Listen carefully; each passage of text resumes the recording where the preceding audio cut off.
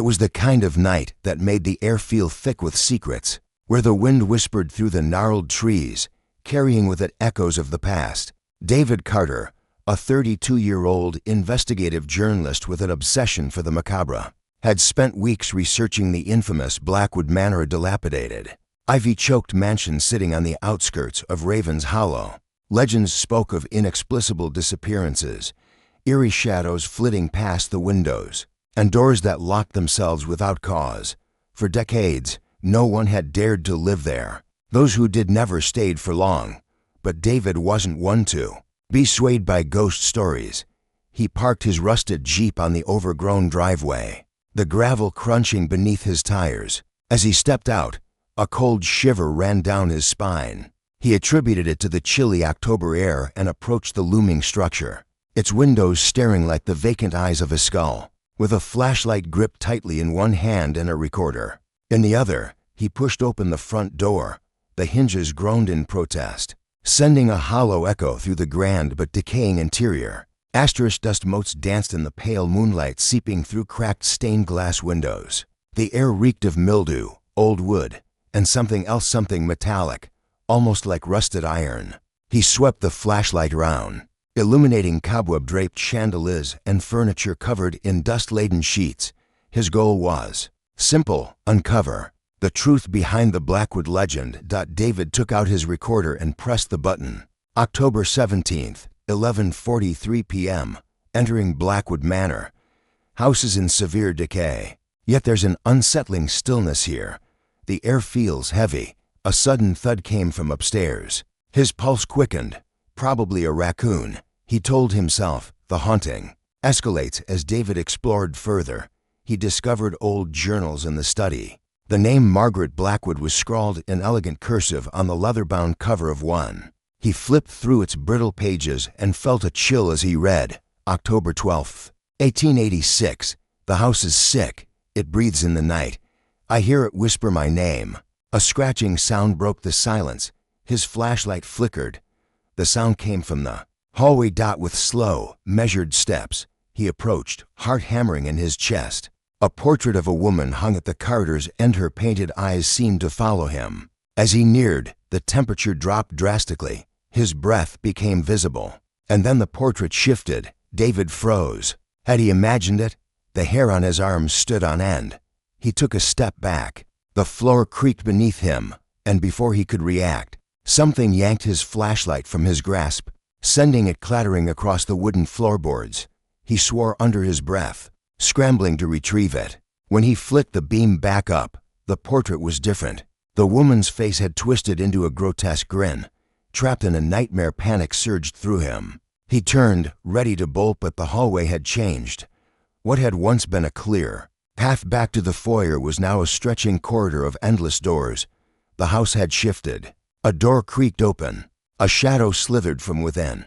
David felt an unnatural force shove him forward. He stumbled into the room, the door slamming shut behind him. He was trapped. The air inside was thick, suffocating. The walls pulsed as if alive, the wallpaper peeling. Like rotting flesh, in the center of the room stood a crib. A whisper, soft as silk yet sharp as broken glass, slithered through the darkness. You shouldn't have come. David turned slowly. A figure stood there, a gaunt, hollow-eyed woman dressed in a tattered black gown. Her fingers, unnaturally long, twitched at her sides. Who are you? David rasped, pressing himself against the wall. Her head tilted, and with an unnatural jerk, she advanced. His body refused to move. The air was too thick, the fear too strong. She raised one skeletal hand and pressed a finger against his forehead. Memories that weren't his flooded his mind. Screams, blood, the walls swallowing people whole. Margaret Blackwood's face, contorted in terror, reaching out, and then darkness. David awoke on the front lawn, the sky a pale shade of dawn. His recorder was gone. His flashlight lay shattered beside him. Had it been real? Or had Blackwood Manor shown him a glimpse of something much worse than ghosts? One thing was certain: he wouldn't be coming back.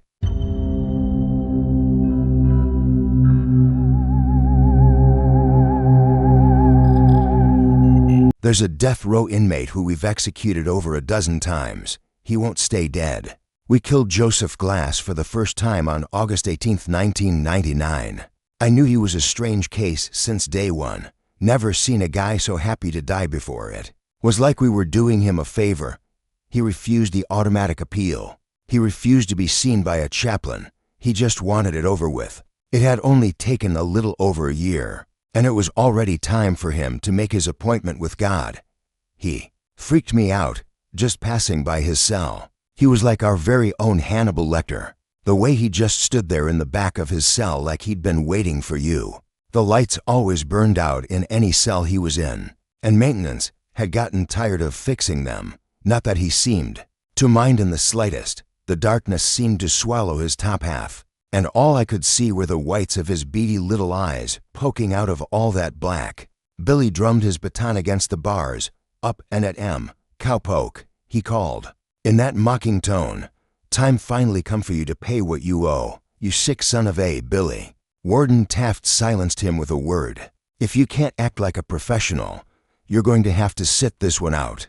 Billy paused and licked his chapped lips. Nah, he muttered, this a show I can't miss. Glass seemed to tick Billy off more than any prisoner. Before him, he liked him to at least pretend to feel sorry for what they've done, or act scared of what's coming to him. This one didn't even have the common decency to shed a tear. He was as stone-faced as a statue, even while being marched to the chair. Billy liked to joke sometimes that we ought to take the guy out back with some car batteries and really put the fear of God into him, get him to cut out that stoic act.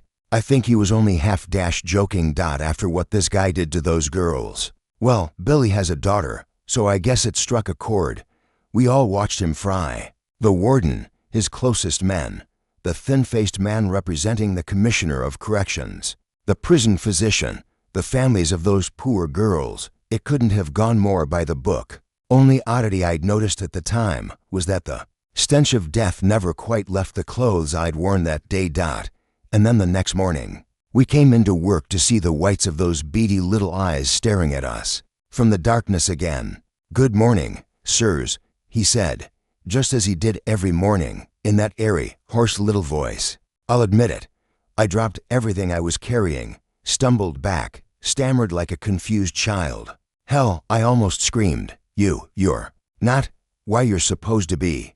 I don't know what you mean, sir. He leaned in like he was trying to stare a hole through my chest. His tone almost sounded disappointed. You never came for me. You promised me that yesterday would be the end, sir, but you never came. I waited all night long. Why did you lie to me? Me and Taft looked at each other. We both had the exact same question on our minds. If Glass was still alive, who the hell did we roll into the morgue last night? Jesus Christ. Taft gagged when he pulled back the cadaver cover, stumbling away. It's Billy. I looked. I know I shouldn't have, but I couldn't help it. And I'll be forever haunted by the sight of my friend lying there on his back, mouth agape and cloudy eyes staring into the ceiling, open wide as if he'd spent his last moments in a state of terror. The public never found out what happened. The cover-up story was that poor Billy had been taken by cardiac arrest. Internally, it was the scandal to end all scandals. Worst case of incompetence and negligence in history, they called it. They brought the hammer down on anyone even tangentially involved. Me and Taft were out on our ears, and they would have prosecuted us too, but that would have required admitting it ever happened. But I just could never wrap my head around it. Of those dozens of witnesses, not a single person noticed we were strapping a guard to the chair. Not an inmate. It was impossible to the point of absurdity. Glass had been the man in that chair. I'd never been more certain of anything in my life. Some months later, I noticed power flickering off all over the city one evening. It was brief, so I thought nothing of it, at least until I got a call from a familiar number the very next morning. I understand you were one of the staff who regularly worked with one Joseph Glass. We would like to consult with you about an evolving situation. At 7 p.m. yesterday, we attempted the execution of Joseph Glass for the second time. There was a long pause, and when the voice returned, the professionalism had melted away, replaced with a baffled anxiety. And it didn't work. I blinked. It didn't. What? There came a long sigh. Perhaps it'd be best if you saw for yourself. And just like that, me and Taft had our jobs back. Officially, Joseph Glass had been successfully executed on August 18, 1999. Unofficially, they'd tried again 6 months later, just to tie up loose ends. This time, he hadn't even had the courtesy to pretend to die. He just sat there on the chair, motionless and unaffected, while the CO who'd flipped the switch suddenly seized up and began to convulse, screaming and gnashing and wailing as electricity seared him beneath his skin, clawing at his chest until his eyes popped in his skull and rolled down his face like melted candle wax. All around him, lights flickering, machines bursting from pressure, electrical panels vomiting arcs of static. It was a mess. The feds were crawling all over this case now, from a department I've never heard of.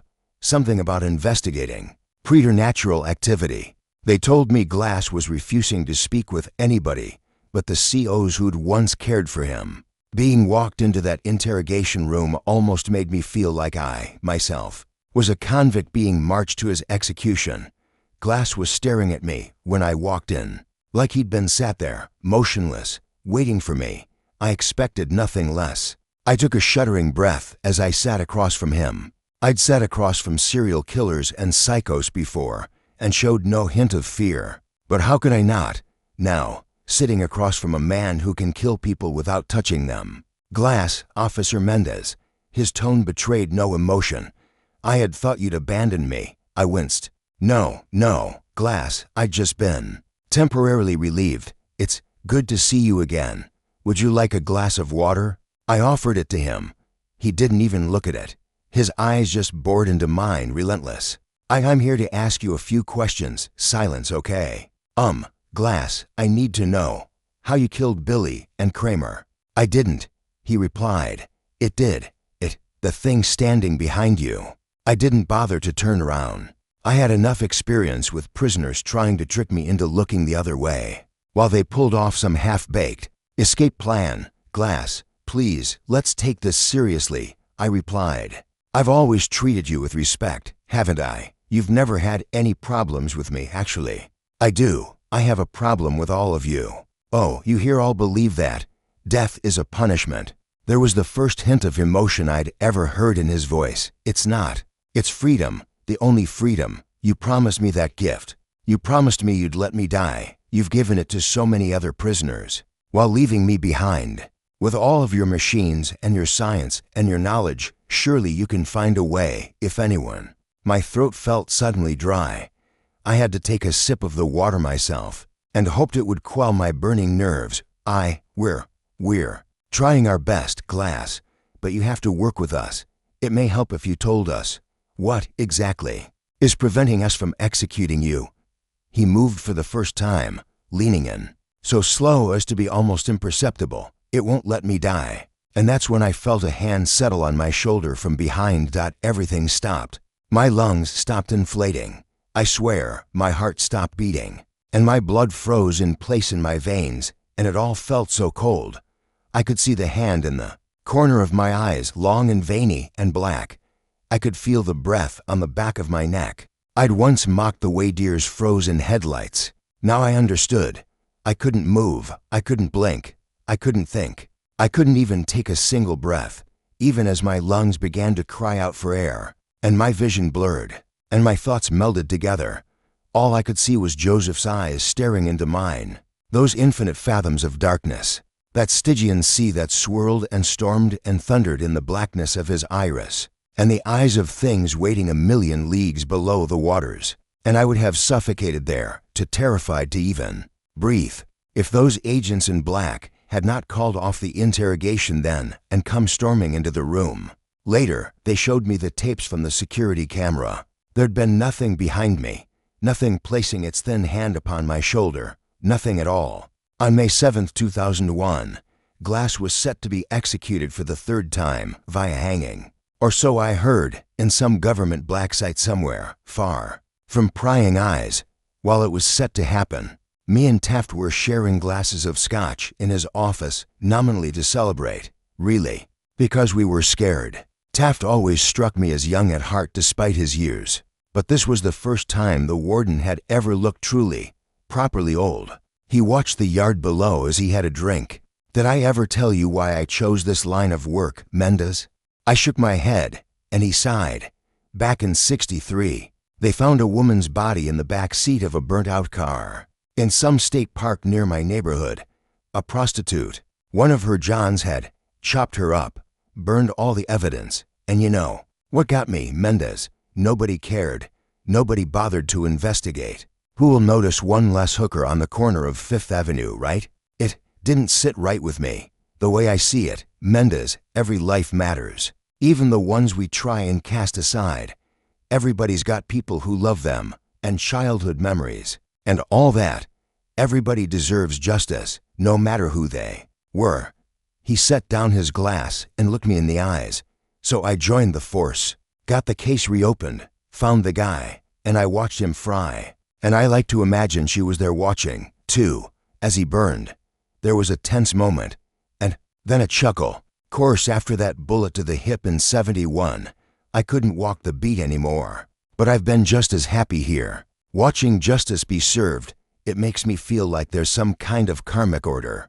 To the world, good deeds and bad deeds get repaid in kind. It was clear there was something lurking beneath his words, some unspoken thesis. Eventually, with old, wrinkled, tired eyes, he said it. I've thought about it, and if Glass doesn't die tonight, I'm finally going to retire. Mendez, he confessed, after what he did to those girls, what kind of order can there be in a world where a monster like that is just beyond justice? I was shocked. Warden Taft always struck me as an unmoving fixture. What would we do without him? He'll die, sir, I promised. It'll work this time. It has to. But he seemed deeply uncertain.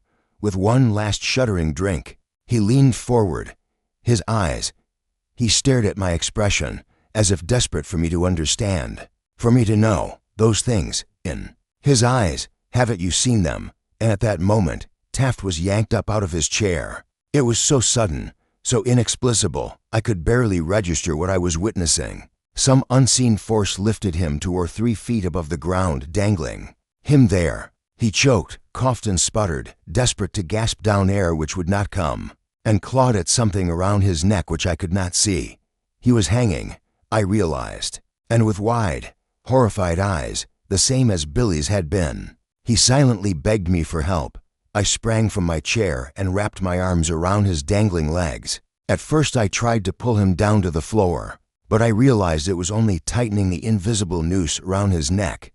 Then I tried lifting him as high as I could, which gave him some relief, but not much. Tears rolled down his face as it swelled and turned blue, and even though I could not see the noose, I could see the bruised purple skin where it had squeezed around his neck.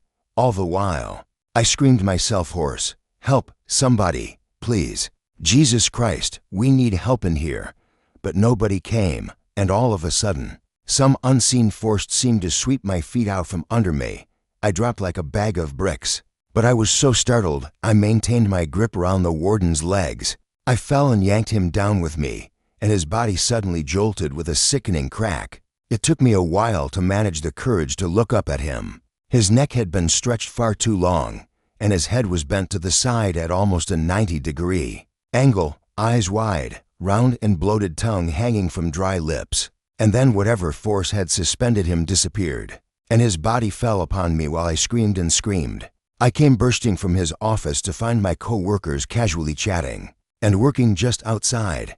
Somehow, despite all my screaming and begging while Taft was dying, none of them had heard a thing. I took a page from Taft. I wanted out. We were dealing with something unholy here, something whose tendrils could reach any distance. And my life, who knows, maybe even my soul, was at hazard. But the agents in the sharp suits made one thing clear. If I refused to cooperate, well, I would make the perfect scapegoat for the murder of Warden Taft. I was marched into the interrogation room to find a Joseph Glass that had abandoned all pretense of humanity. His eyes had darkened to a pure black, or perhaps he had no eyes at all, only windows into some place of outer darkness. I was shaking like a leaf as I sat in front of him, feeling more like a prisoner than he was.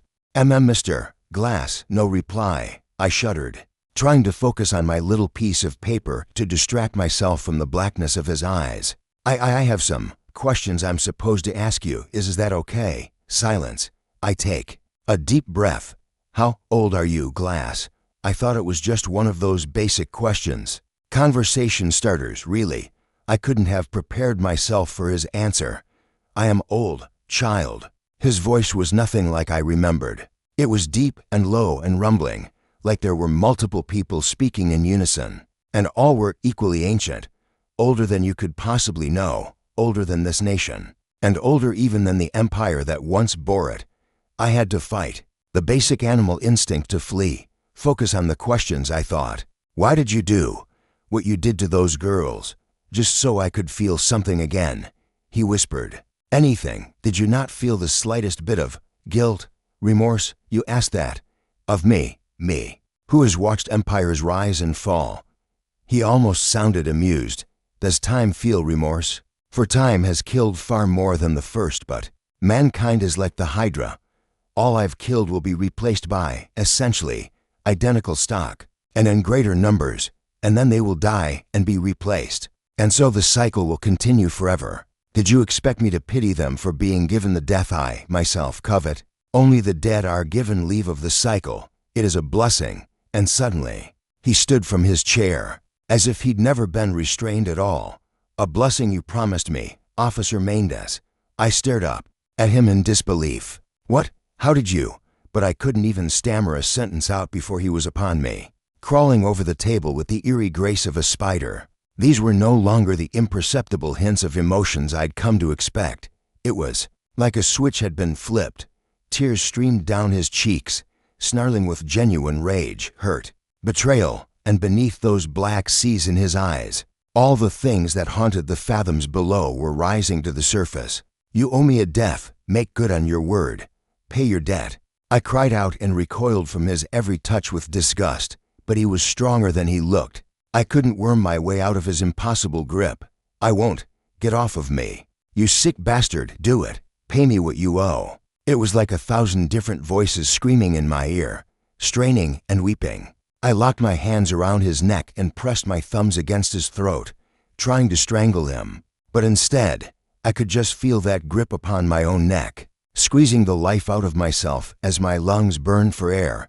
Yet I kept pressing harder and harder, as if hoping I might somehow break through whatever unholy force was protecting him. And then those terrible hands grasped my shoulders again, and I was paralyzed by a terror that could be called nothing but ancient and primal. Like the thing standing behind me was the same force that had kept my ancestors huddled terrified in their caves 100,000 years ago. And every one of those voices was crying out to me through my very blood, and it pulled me from my chair, threw me as though I were weightless. And the next thing I knew, I was waking up in the infirmary. Once more, none of this was captured on the security camera. In the footage, I just enter the room and have a seat with strange, almost robotic movements. And then the both us just sit there, staring at each other, without speaking, without moving, without blinking. For an hour. After this, Joseph Glass entered a catatonic state, and from then on refused to converse with even me. Now that my usefulness had ended, the agents discarded me like yesterday's trash. Don't even seem to care if I tell anybody. Who would believe me? I thought I'd gotten lucky, that my nightmare was over. I couldn't have been more wrong. Go sorting through any public records, and you won't find a single mention of the name Joseph Glass. They've squirreled him away in that off-the-books black site and scrubbed away every other trace of him. I'd say he'd been unpersoned, if indeed he could ever be called a person at all. But they're still trying every execution method in the book. I don't know quite why. Maybe it's for research. I'm sure the U.S. military would love to find the secret to making its men as unkillable as Glass. And besides, they're not the ones who have to deal with the consequences. On June 3, 2005, they tried a firing squad. I know this because me and my wife were out on our second honeymoon, slow dancing by the lake at night to our favorite song, when I felt a wetness against my chest. I looked down to see her eyes as gray and dull as foggy glass, and her chest, shredded to Swiss cheese by rounds that made no sound. On December 23, 2012, they tried lethal injection. That was the day they found my son's car wrapped around a tree, and baffled coroners discovered that he was dead before the accident even occurred. His bloodstream polluted with pavulon and potassium chloride. It's been years since I've isolated myself from everyone I knew, hermiting away in this cabin out in the middle of nowhere. And yet the stench of death still follows me. Just a couple years ago, I found a news report mentioning my nephew. Apparently, he'd been found completely exsanguinated. His veins emptied utterly despite no signs of a struggle. God knows what kind of arcane methods of execution they're trying by now. He's not going to let me walk away from this, not while I still owe him a debt, but I've been doing some research too. Research into those untold legions of things I witnessed staring up from that blackened sea. In Glass's eyes, I've learned things men were not meant to know, practiced rites, assembled tools, ingredients, and I think I know where they're keeping him. Even though they blindfolded me, I counted the second between every turn on our way to the black site, and I've since spent weeks watching the place, cataloging every entry point. Maybe I'm slipping into madness, or maybe I've truly found the way to put an end to the horror, to finally give this monster the justice that Taft would have wanted for him. Joseph Glass had been right about one single thing. I have to pay what I owe, even if it kills me.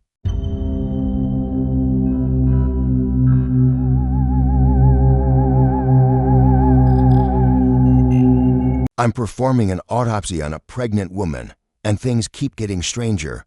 I knew her. In all my years of work, I've developed a strange relationship with death. I see it as something purely physical. The body in front of me is just an organism who's stopped living. That's all that it is. And yet, it took me by surprise to have her on my table. I'd seen her around the hospital before, excited, glowing, talking about what her life would look from now on. She was a bit distracted sometimes, saying that great things were coming. But I didn't expect her to die right before giving birth. She was found drowned in her own home, with writings on her wrists and on the back of her neck, and she'd been laying in her bathtub for days before her neighbor found her. She had no husband, no relatives. They expected me to rule it as a suicide. I didn't believe that, since it made no sense. Why would she kill herself right before giving birth, right before becoming a mother? A thing she'd been so excited about. I'd been called in the middle of the night to work on her. They said her body was already in a pretty fragile state, and I needed to be precise and fast before they could wrap this tragedy up. I won't weigh you down with all the gory details. I'll just go over the process really fast so that you'll get an idea of what I do. First came some of the paperwork and observations, along with the external examination and photographs. I didn't notice anything besides the obvious signs of drowning and damage done by the 3 days spent in the bathtub. Although, if I'm being honest, but that might have been just me, I thought that the skin surrounding the writing wrists, neck was lighter than the rest and harder. Next came the internal examination. I'd been plagued by a wave of sadness, not wanting to move on with the procedure. But I tensed up and kept on working. Again, the usual signs of drowning. I froze with the instruments in hand. I was the only one in the morgue, or at least, the only one alive. And it might have been the lack of sleep or the general eerie atmosphere that was making me feel unsure of what I was seeing. There was no earthly way she could have made those carvings on her ribs, tiny carvings of the same symbols. My throat was dry, which made me feel like I was choking on air. And suddenly the collar of my scrub felt too tight for me. That it wasn't my imagination. Her ribs were covered in these carvings. Could it be some bone-eating bacteria? I knew it was pointless to even ask that question, because I knew it wasn't. I took out my phone to take a close-up of the ribs. I know that wasn't too professional, but I had no choice. The moment I took the picture, something clattered in the distance. I looked up to the door to the hallway. No one should be here.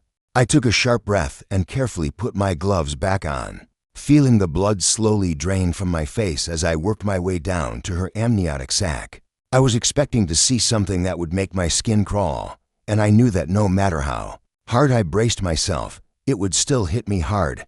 When I opened it, it was empty. There were no signs of a fetus. It was as if it had just disappeared, leaving her placenta and the umbilical cord behind intact. There was no baby there, I stepped back from her and took off my gloves. I rubbed my eyes. That had to be impossible. Her tummy had been perfectly round, and I'm pretty sure there would have been signs if she'd given birth before or after dying. It was inhumane, unnatural, everything indicating a pregnancy existed, all except for the baby. I carefully closed her up, trying not to think about the missing baby and the symbols. Then filled the report. I wrote suicide on it. I wasn't 100% sure of that. I didn't need to be. They'd been clear with the instructions. Just get it done. Fast. I creaked the door open and peered into the hallway. The clattering had come from the supply room, and I hadn't heard the door open or close. So what had done it was still there. I approached it slowly, holding my breath, as if I were afraid to make a sound. I placed my hand on the doorknob and twisted. Click. It was locked on the inside. I knocked. "Hey," I whispered. "Is anyone there?" What followed was an unusual sound, something like someone sucking the air through their teeth. I looked back to the hallway, ending with the morgue. The door was swinging open. I couldn't remember if I'd closed it or not, and I didn't want to. I decided my job was finished there. I closed up and got into my car, then drove home in silence. I live alone, so me coming home at 3 a.m. would not disturb anyone. After doing my night routine and going to bed, I found myself twisting and turning, strange dreams pressing onto me, like the ones you have when you have a fever. I thought I heard a cry at one point until I realized it had been my own. I opened my eyes after what seemed like minutes to discover it was a little over 6 a.m. In the soft glow of the morning, my window had fogged up a bit, and I couldn't help but stare, perplexed, at the fresh print of a child's hand on the inside of the glass.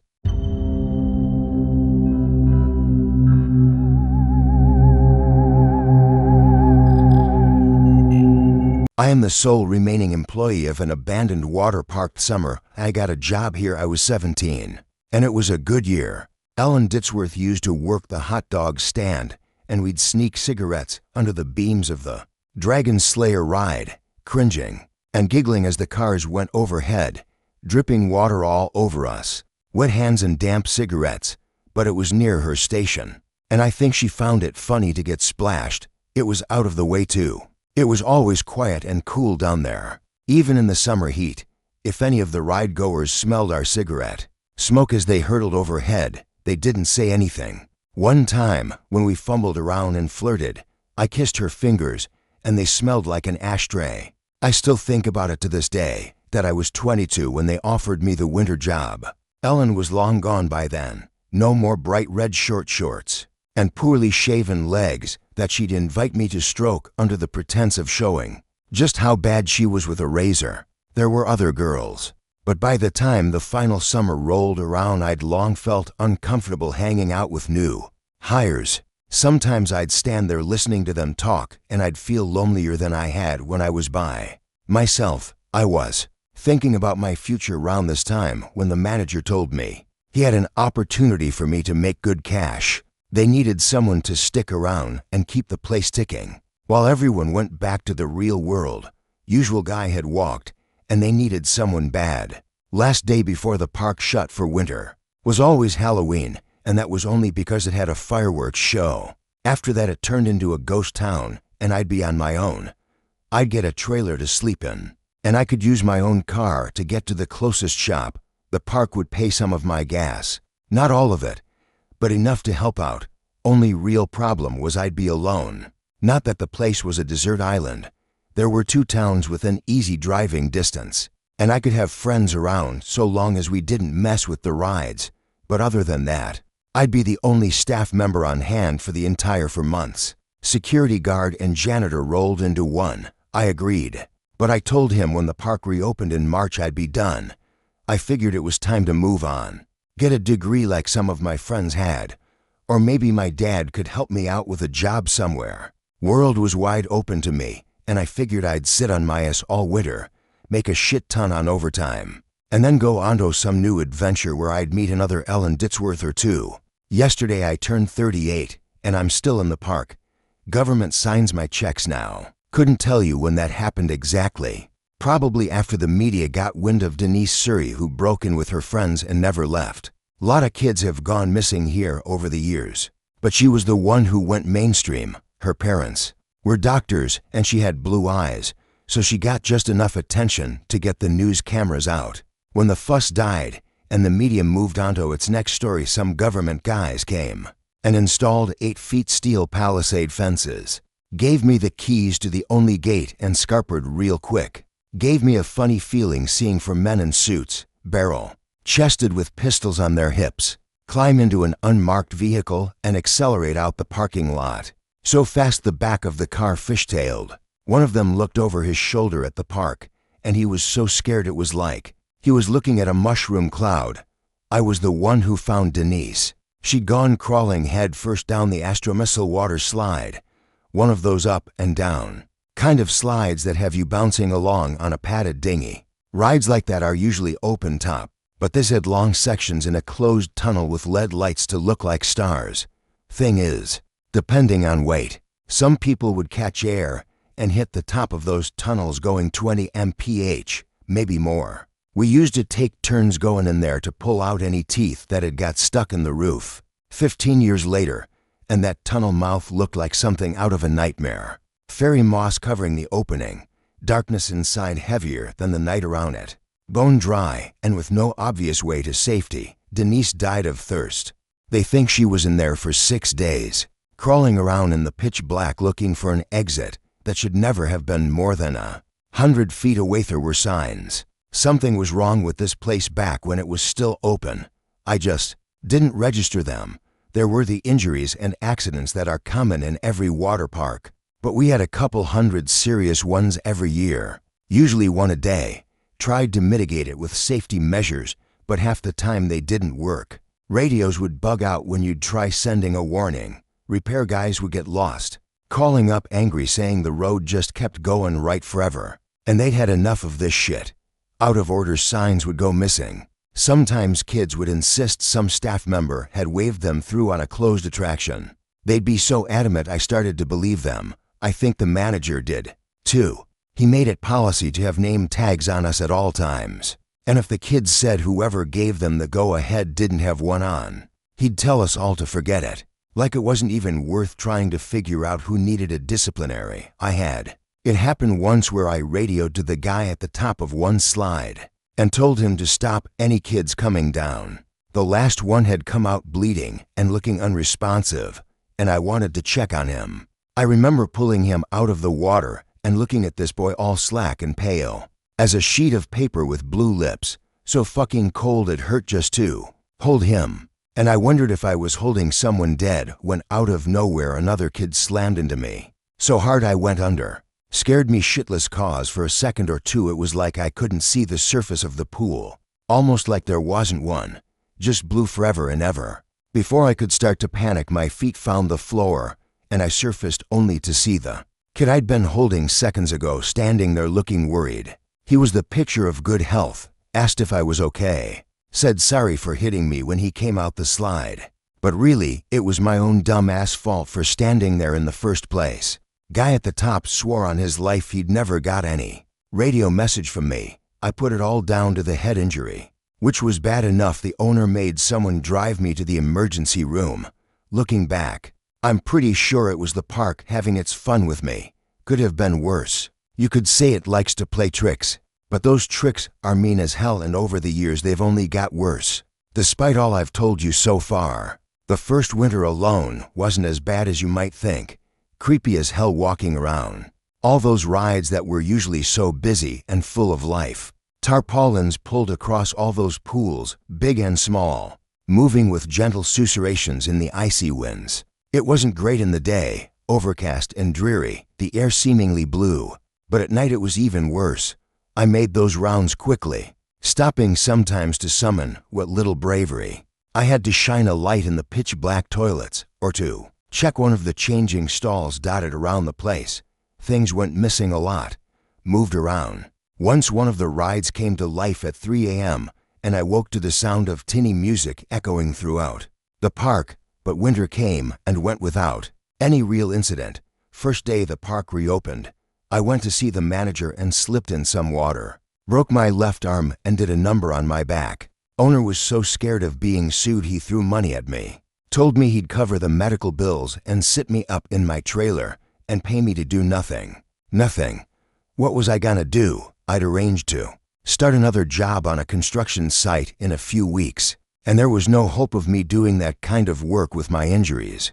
I needed money and had no other way of making it. I agreed to stick around until I felt better, but unfortunately I never felt better. Winter soon rolled around again, and the same deal as last time was back on the table. He needed someone on site, and I needed money. I took it thinking another few months in the park wasn't so bad.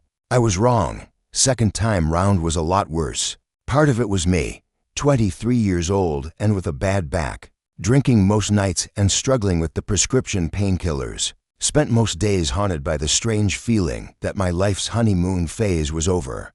Hardly any friends accepted my invite to come spend a couple weeks, and those that did weren't around long.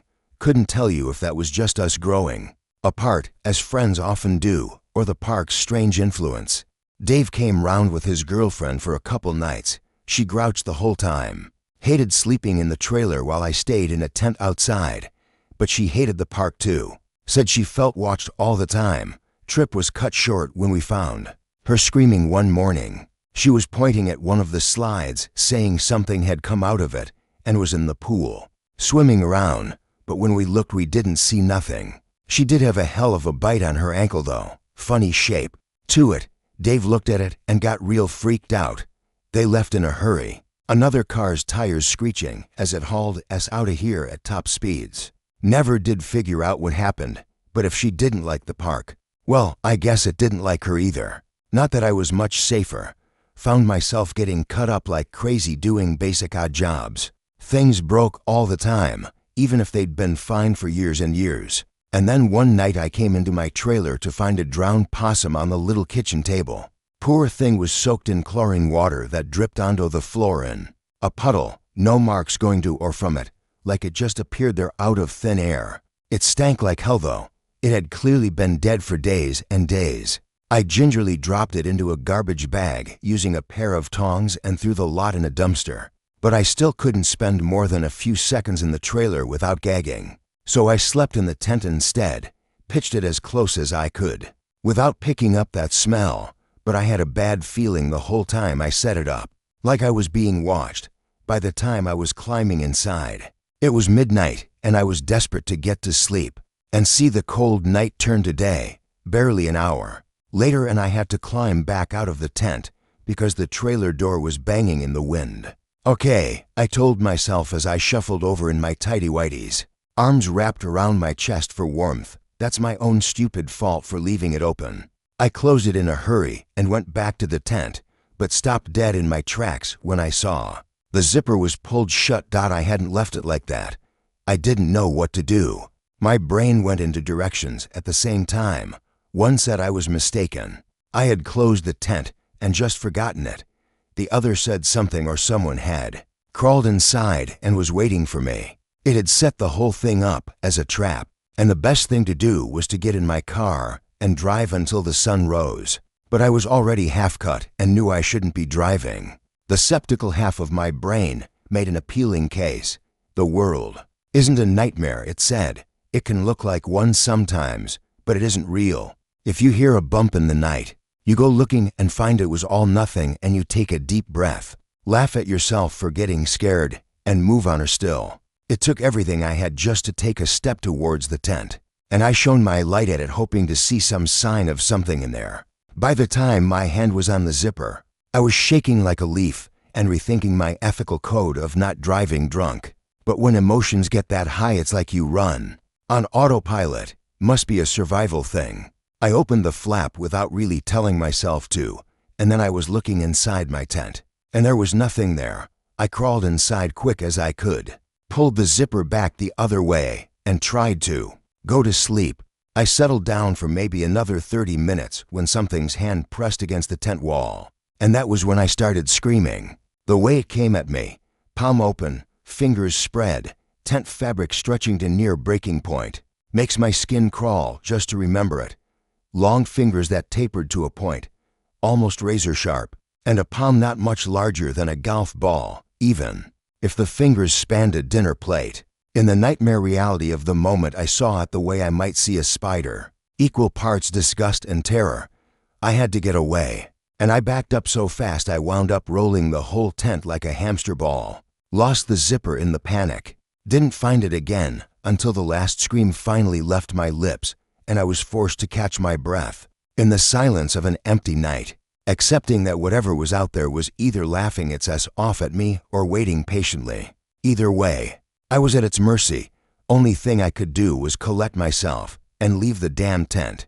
When I finally climbed free, there was no one waiting for me, only a couple wet footprints going to the nearest pool. I considered pulling the tarpaulin back and looking, but I was already scared shitless and had no courage remaining. Instead, I ran into the trailer, slammed the door shut, barricaded it with every last piece of furniture that wasn't bolted to the floor, and fell asleep with the smell of rotten meat filling my lungs. Come morning, I was thankful for the sunlight and the feeling that last night's events were just a dream. After that, I locked my trailer door every night, and I never slept in that tent again. No more possums, but it isn't uncommon for me to find scratches and dents in my door each morning. Nothing serious, but looks to me like the probing of a curious animal. Couple days later, something locked me in the boys' bathroom near the east end of the park. I'd only gone in 'cause one of the faucets was running. I just turned it off when the door slammed shut, and I couldn't get it open again. Had to kick the lock out, which isn't an easy thing to do. First kick, I nearly broke my ankle. Second time hurt just as bad, and I had to take a breather to cope with the pain. Found myself pacing and occasionally stopping to listen for any sign of someone waiting for me outside, someone I could shout at, blame it all on, anything to keep the anger churning and not let it turn to fear. It was a full hour before I got panicked enough to give it my all and finally broke the lock, burst into the cold air all red-faced and flustered, and found the park silent as a graveyard. Just those tarpaulins waving gently in the breeze. I learned some important lessons that winter. If you feel watched, feel like you're walking into a situation someone planned, it's because you are. When the park reopened, I was out of there without a moment's hesitation. Finally got that job on a construction site, and it lasted all of 3 weeks before I hurt my back again. Spent the rest of the summer laid up on my dad's sofa drinking and watching daytime TV. Got a call off the manager around August, and he told me it had been a bad summer. Not only had the cops been sniffing around like crazy 'cause some poor kid went missing in the area, but they'd had twice as many injuries as before. Said he'd just spent the day in court hearing testimony from the parents of some kid who'd never walk or feed himself again after he hit his head on one of the rides. He sounded pretty beat up about it. He wasn't the best boss, but it wasn't like we worked for M.R. Burns either. Poor guy was way out of his depth. Anyway, part of the court settlement was he had to have staff members on site 24/7. I'd done it twice before, and he was desperately in need of someone who knew the job. I nearly said no, but he told me it was me or some 17-year-old lifeguard who'd shown interest in the job, and I didn't like the thought of that. God help me. I accepted, and when I went back that third time, I took a gun, and this time I trusted my instincts. If I walked past a changing stall and heard the shower running, I let it run. Hour later, it'd be turned off again. If I saw someone had left the lights on in the staff room, I let them stay on until morning when I could deal with it in the comfort of daylight. Flushing toilets, wet footprints, open doors. I learned to stop sweating the little things, and 9 times out of 10, they went away on their own. Pretty soon I found myself laughing at them. A big fat wallet sitting in the middle of a solitary lounger that had been dragged into the moonlight. A phone ringing from somewhere in the depths of a maintenance hatch. Those kinds of crude tricks weren't going to work on me, I decided. Thought I had it all figured out, and there was nothing left for that place to show me. And then the park. Ate a drifter, asterisk or something did. Anyway, did it right in front of me too. I'd found the guy sleeping in one of the brick and mortar bathrooms. We gotta keep those things warm enough to stop the pipes bursting, so I guess they make decent enough shelter. He was an agitated old fuck, called me all sorts as I told him to clear off. He didn't make for the main exit though. Wasn't like he'd parked a car in the lot, was it? Instead, he just made a beeline for the nearby hills. No fences in that part of the park back then, only open fields moving into woodland. His plan was to just walk into the wilderness in the middle of winter, and I wondered if I was actually marching some guy to a cold death. I remember looking at his shoes and seeing the backs of his heels exposed, and I realized I couldn't let him do that. Snow was due to fall that night, and I knew it was going to get real bad out there. Double quotes, hey. I cried out while slowing to a stop. Look man, it's late, I'm sure. My words died out. I didn't really know what to say when he turned to face me. He was angry and tired, and I knew he wasn't ever really going to be thankful for some randomer's charity. But that didn't mean I shouldn't try. For a moment, the only sound was the tarpaulin of the large pool to our right. Was just about to cough up some more words when his feet went sideways. His body rotated around his center of mass, and the next part of him to touch solid ground was his head. It made a noise that makes my teeth ache just to think about. A percussive, almost musical note that really shouldn't be made by a human skull. The blood that sprayed across the tiles reminded me of when I'd go paintballing with my friends. I remember looking down at it and noticing a couple loose teeth. Strange feeling. For a few seconds, everything turned to a kind of white noise, as ancient instincts rooted me to the spot with fear. Paralyzed me. Million thoughts went through my head. The guy was dead. Something had taken him. That blood used to be inside of him. I have blood inside of me. Does my blood look like that? These thoughts were like the sparks that fly off a loose electrical wire, but I was stuck mired in them until the whistling in my ears faded, and I heard something being dragged across the floor. The guy hadn't even gone that far. He'd flown about 8 feet and landed just on the edge of the pool. His legs were in the water, hidden behind the tarpaulin, and only his top half was on dry land. His head was a ruin of blood and matted hair, but he still managed to look at me for just a moment before he slid the rest of the way below the water with a quiet splunk. The realization he was alive kicked my ass into my gear, and I ran over to the circuit box and hit the button that pulls back the pool cover. Machine ran loud as it drew the blue heavy sheet back across the water. Felt like eternity waiting for it. When it was finally over and I could look down into the water and see clearly, there was no one there. Not even a cloud of blood polluting the pool, nothing. I felt like I was going insane. And I even looked over and double-checked that the guy's plastic bag was still where he'd dropped it, just so I could be sure I hadn't made the entire thing up. I really didn't know what to do. The only thing in that water were a couple leaves that had made it in there over fall. But that was it. And then I saw it. I can't explain it easily. It was a sudden overlap of realities. A bit like the hollow cube illusion, where it can be two things at once, without ever taking my eyes off it. That pool became every deep body of water I'd ever seen. All of them. All at once. It was every calm and glassy ocean surface with rays of diffuse light leading into unseen depths.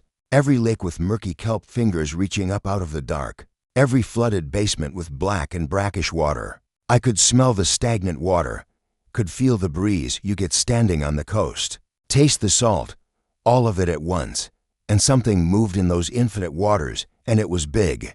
It was like the first time I saw the Grand Canyon big, like when you get on a plane and see the ground pull away so quickly it loses perspective. Whatever was down there was coming right at me, and I'm not ashamed to say I pissed my pants. An ocean full of stars was down there, and the thing swimming towards me had a body that obscured entire nebulae. I felt vertigo come over me, and I backed away and I slipped in the blood, and then I woke up a few hours later and started screaming.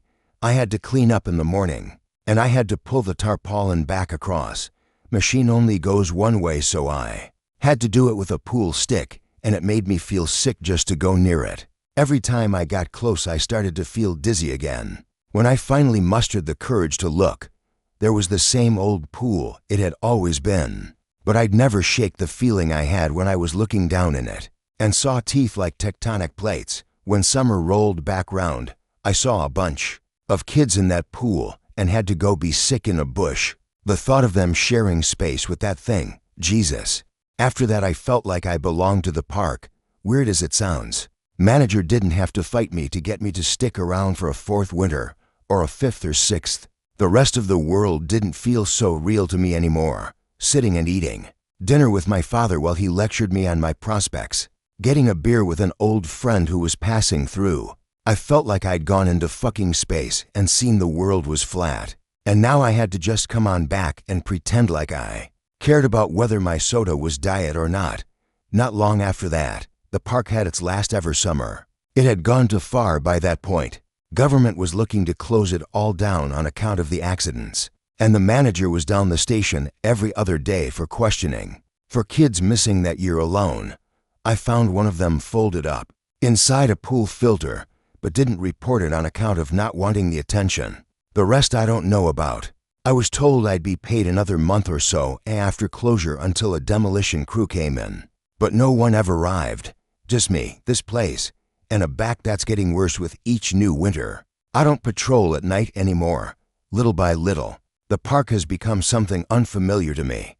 Grass growing up between old tiles. Pool water the color of cut grass and engine oil. Even in the day, you can see things moving around down there. And the smell of chlorine no longer fills the air.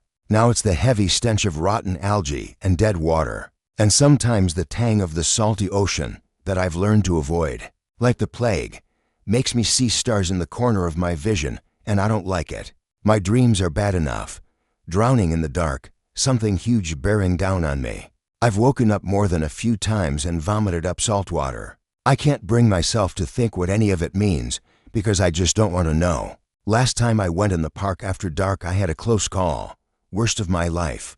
I've been thinking about leaving ever since, but I worry there's not much else out there for me at this stage. That and I kind of feel guilty I didn't save all those kids with the cameras. Urban explorers they call themselves. And I say kids, but really they were college students who record videos for something called TikTok. Anyway, they came prepared, scouted the park, even scouted me, working out my routine and where my trailer is so they could avoid my general line of sight. I had no clue they'd watch me for a whole day. Once they figured I was passed out or asleep, they drove their van as close to the fence they could find, climbed the top, and hopped on over. For about an hour they got what they wanted. I've watched the footage 100 times.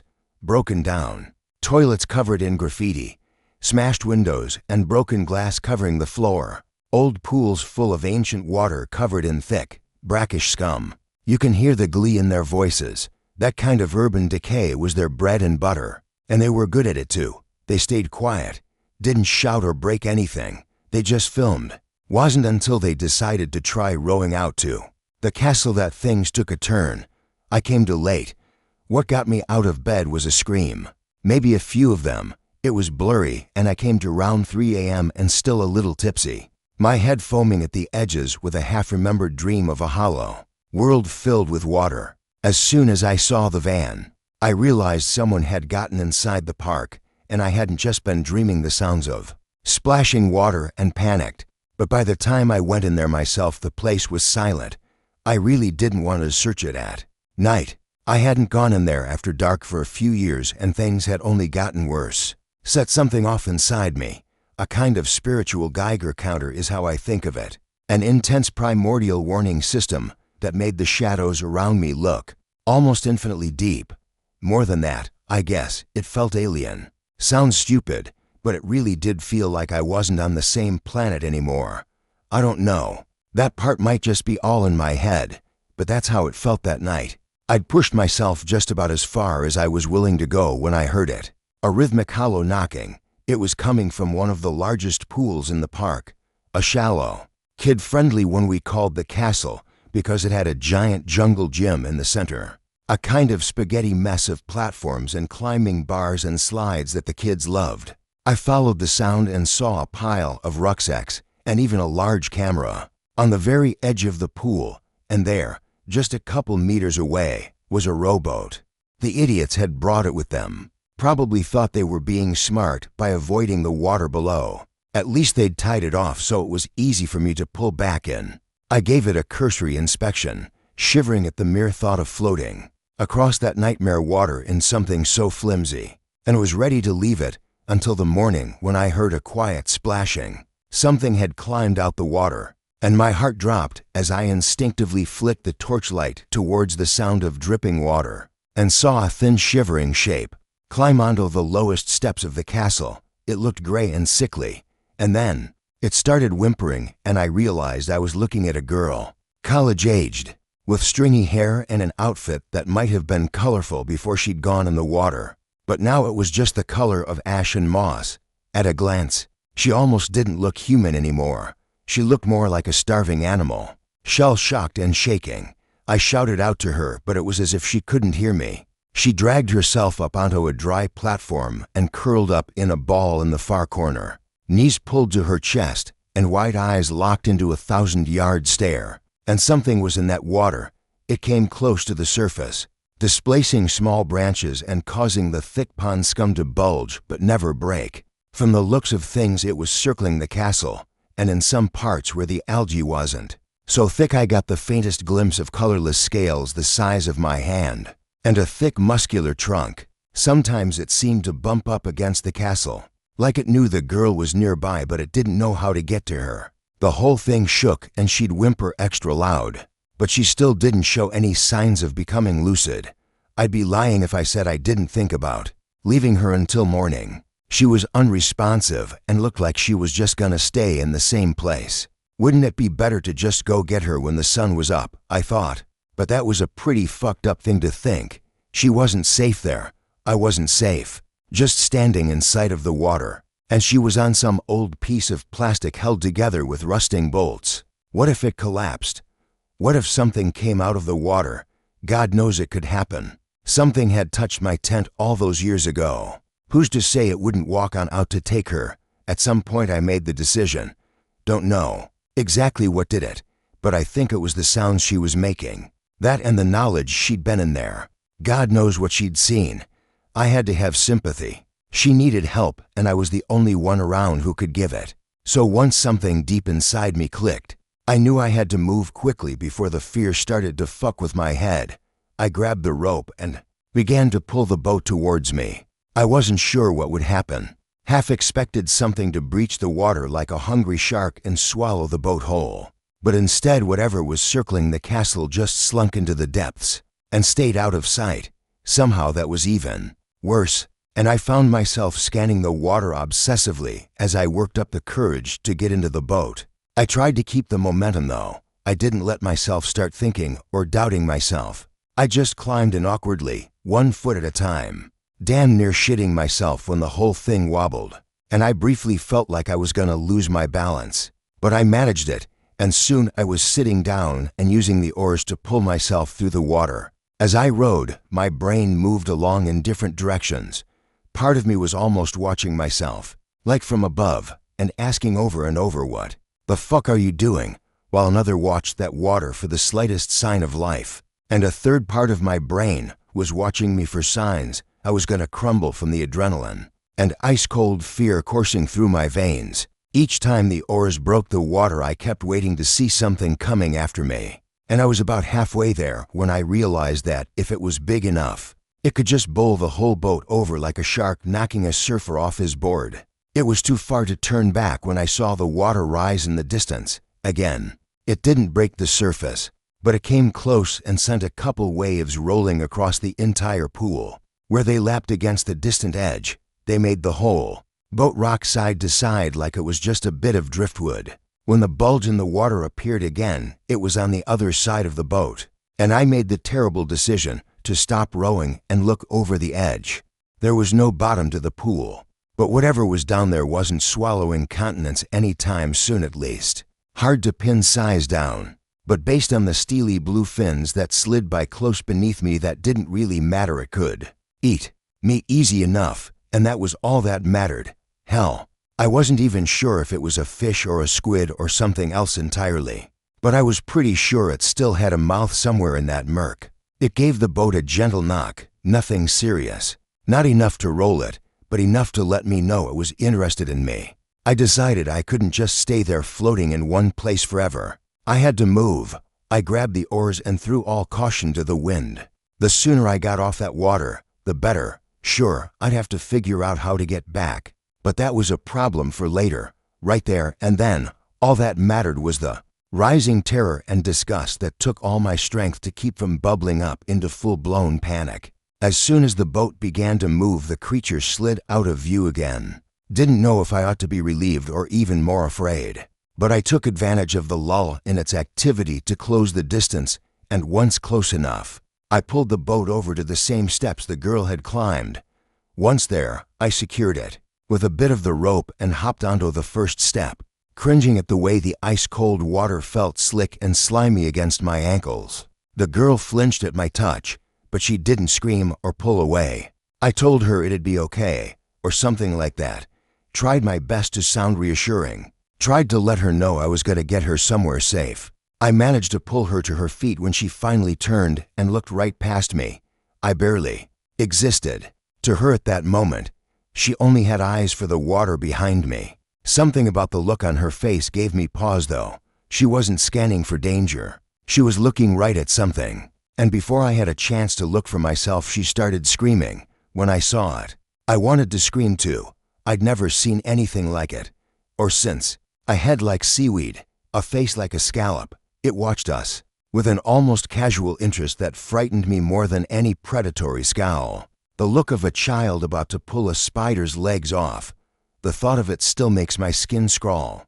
It was so still, so alien. I couldn't help but pause and wonder if I was looking at something real or if it was just bad special effects. And yet the moment stretched on and on, until something in that unknowable mind made a decision, and the creature disappeared back beneath the water. I made a decision too, and I dragged the young woman to the nearby boat where she started to fight me the moment she saw it. Can't say I blame her. Last time she was on it, she'd nearly died, but there was no third option. It was stay and die or take our chances getting to safety. Unfortunately, we had barely gotten within a meter of the thing when the whole boat was blown sky high with tremendous force.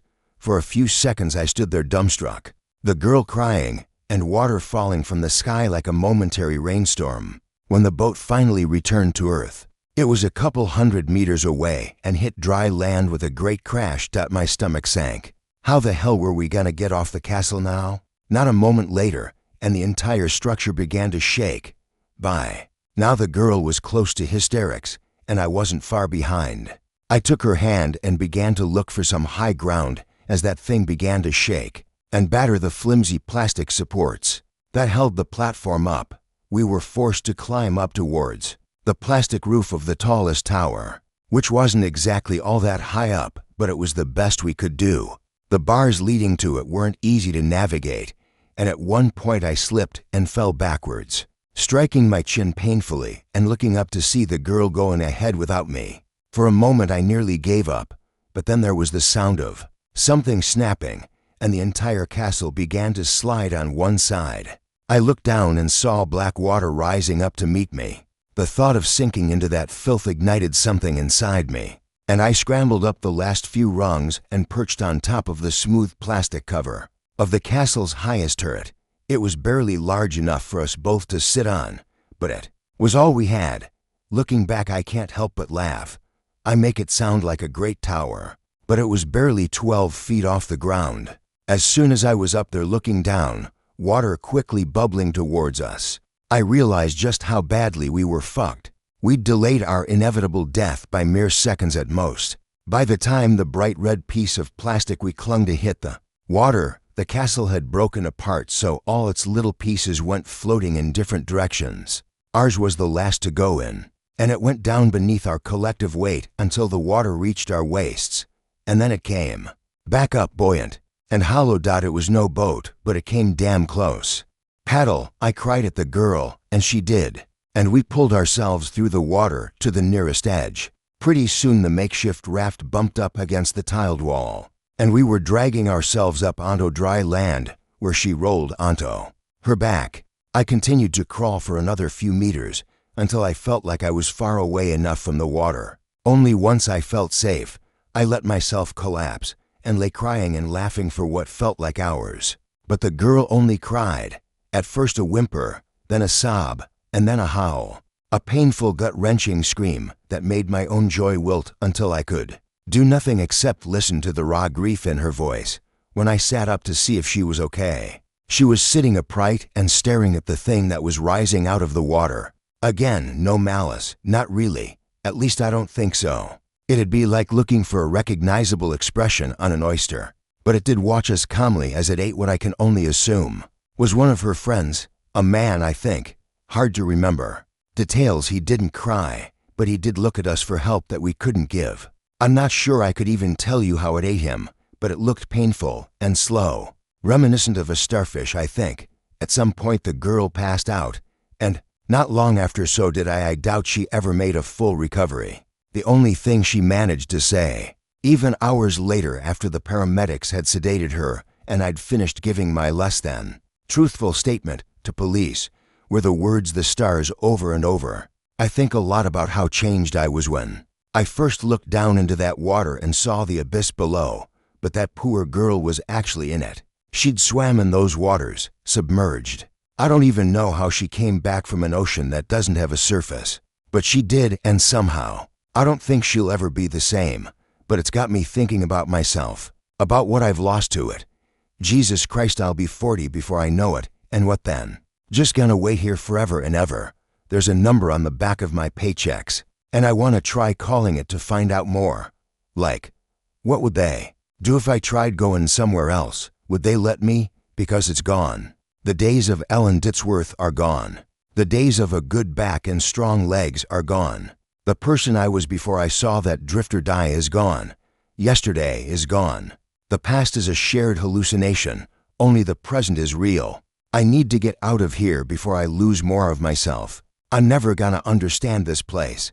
I realize that now. I can only accept that it exists and try to move on, which I should have done the day I saw those stars, because there's an abyss, and it doesn't flow through time like we do, doesn't occupy space like we do, but it's there, and it's full of gods the way a koi pond is full of fish. And I'm worried the more I think about it, the worse the park gets, and the closer I get to falling into waters that have no up or down, and which never ever end. In my dreams, I am choking in the acidic bile of a creature that swallowed me whole. I'm worried that if I stay here much longer, I'll forget how to wake up.